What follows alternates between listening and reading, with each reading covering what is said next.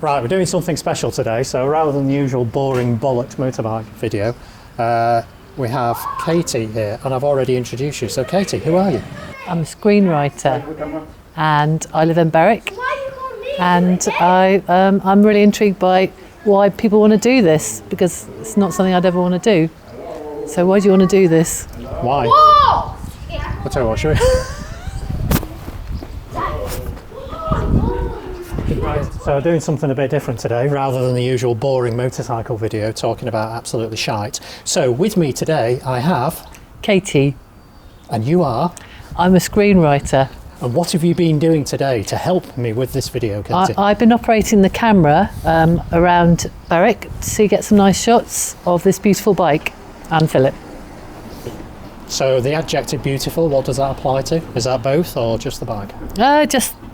Just the bike. Just the bike. Good, that's what I like to hear. So, do you have any history of motorcycles or two-wheel transport, Katie? I do. I used to own a moped, and I used to have a Belstaff outfit, head to toe, which is completely inappropriate for this little moped. I took one trip on it, and I was very frightened, so I never went on any others.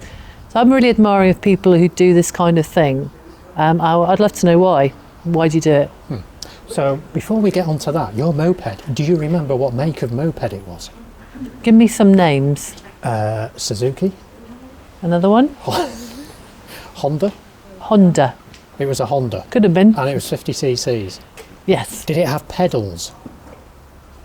Don't think so. You don't really know terribly much about this, do you? So, do you know what colour it was? Could have been blue. Could have been blue. It might have been a Honda SS50. Viewers, please write in if that sounds good. So what sort of era was this? About 1932? Sorry, 1970? It was something? 1980. 1985. Oh, it might have been an SS50 then. That's why I don't remember it. Okay. But did you crash it? I did crash it in, yes. I was in my driveway and I missteered and went into some bushes. And that was the last time. I sold it shortly after that. Yeah. Okay. So, going back to your question, which was, why do people do this? Yeah. Do you know what? I'm not sure, really. Because it's really easy to give that, usual explanation. It's about the freedom, which, is kind of too hackneyed and cliched, I think. Even though I think, that is part of it. I think for me, what it is when you're riding, the only thing that you can do is concentrate on riding. Right. So, like before or after work or whatever's going on at home, you've got a head full of total shite. When you get on a bike, all of that goes away. So in some ways, it's kind of like a form of meditation. Yeah. Plus, for me, it was always about, God, I nearly fell over there and we dodging like. Plus for me, what it was always about was not necessarily the speed or the acceleration.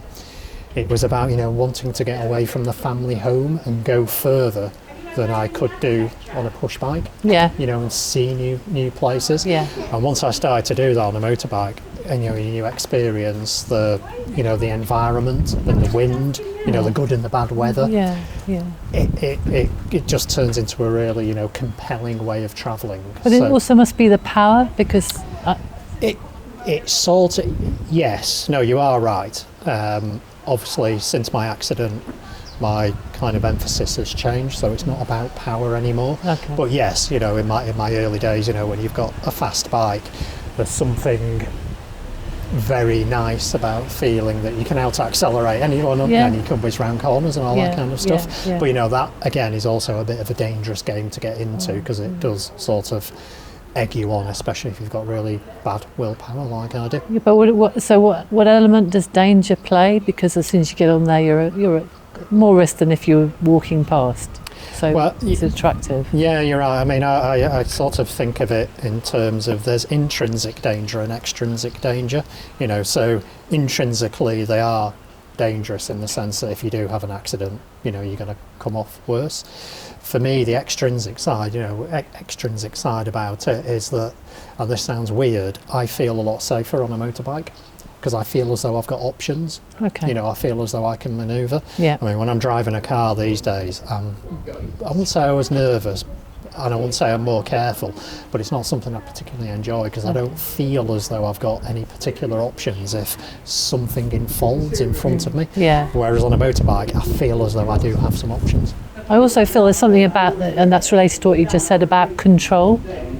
To be in control of this machine is to be in control of more than just yourself. It's something else. It just seems control plus to me. I don't even know why I think that. Well, when you get it right, and you're in the, obviously you've heard the phrase flow state, you know, which athletes and maybe writers get into as well. When you do get into that flow state, the machine and you are sort of transcended anyway. You don't feel any difference. Okay. You know, it's as natural as, you know, walking or whatever. Yeah, extension of your body. Yeah, and it feels like you can do absolutely everything. Okay. And it's a wonderful. It's almost.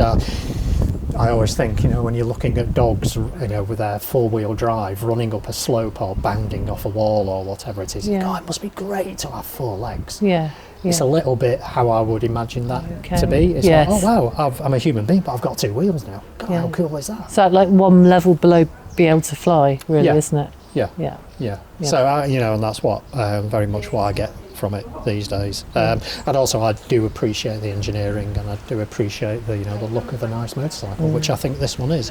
So as a non-motorcyclist, do you like the look of it? And be completely honest, does it intrigue you, interest you? Is it a bloke thing? I wouldn't look twice at it, except for I love the logo, the Motor Guzzi and the eagle. I love that.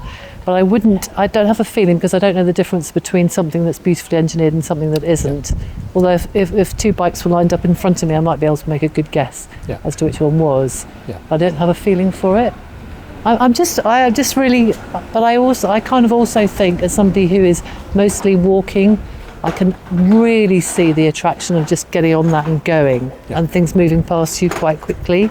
I can really see the attraction of it, but I'm just too fearful to try it myself. Yeah, no, I totally get that, to be honest. You know, and I did struggle, as you know, after my accident. I kind of struggled with the idea of getting back onto two wheels again. You know, because you do all of the recovery, as you can imagine. And then the thought about putting yourself at risk again is quite. Are you over that now? Yeah, I think I'm over it. Completely over it. I wouldn't. Well, I'm over it in the sense that I can actually do it now, and I don't worry about it. Okay. I suppose I'm not over it in the sense that it's really changed how I ride, and where I ride, and what I want to do on a bike. Hence, a relatively low powered small motorbike, and I've got zero interest in speed these days. You know, it's almost like going back to how it was when I first started riding. You know, like motivation to get away, just go and see something else, and it's a great way to travel.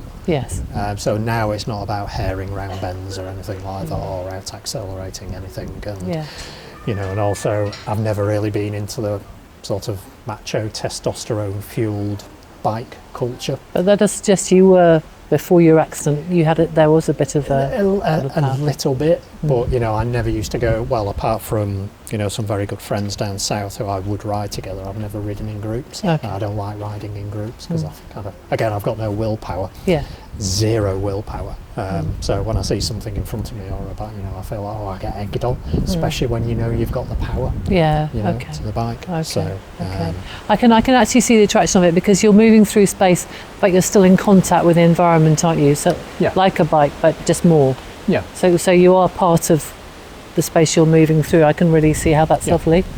It's you know, it's a great feeling. And you know, and the other one is, I guess, you know, just convenience. I mean, we talked about cars. You know, I'm a terrible reverse parker, but you know, you know, on a bike, you know, look where we are. Just bump it onto the pavement. You can stop anywhere.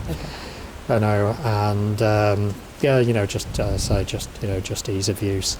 And there's a whole, you know, and I think with this particular bike as well as how it looks, and as you say, Motor Guzzi has got a really nice name and a really nice brand.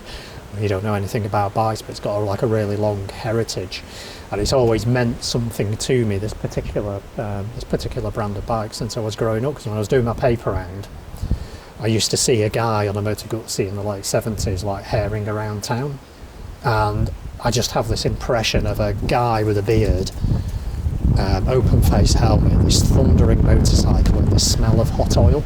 I want some of that.